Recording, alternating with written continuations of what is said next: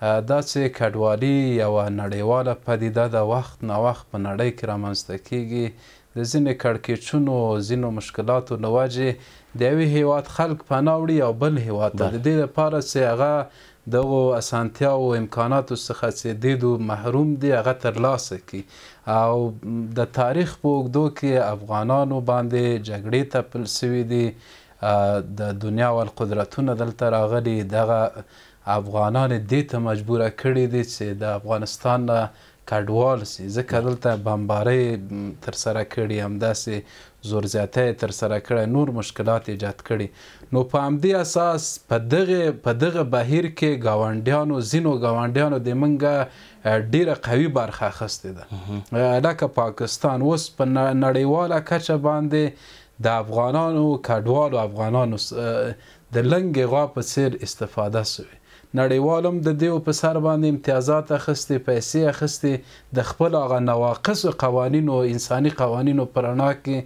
ګاونډیان هم د موږ د دې مجبوره هیوادوالو نه چې همدې د دې لامل سوي دي چې افغانان مجبوره سي کډوال سي او بل هیواد ته کډه ویوسي په مشکلاتو کې هلته خپل ژوند ته ادامه ورکړي نو په همدې اساس همدغو ګاونډیانو قوي د دغې مسلې د رامنځته کېدو په برخه کې رول لري چې افغانان مجبوره کړي هلته ولاړ سي نو زما په فکر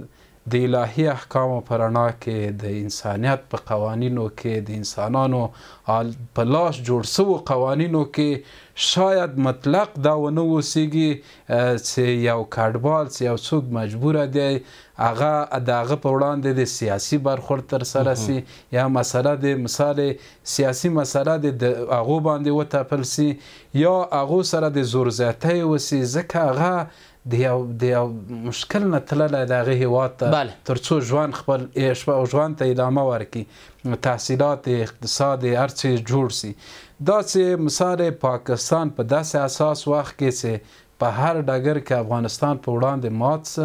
هم نظامي ډګر کې هم د خبرو په ډګر کې اوس غواړي چې دغه موضوع کډوالو ته مجبوره هیوادوالو ته هغه کې وتړي دا یوه غیر انساني کړنه ده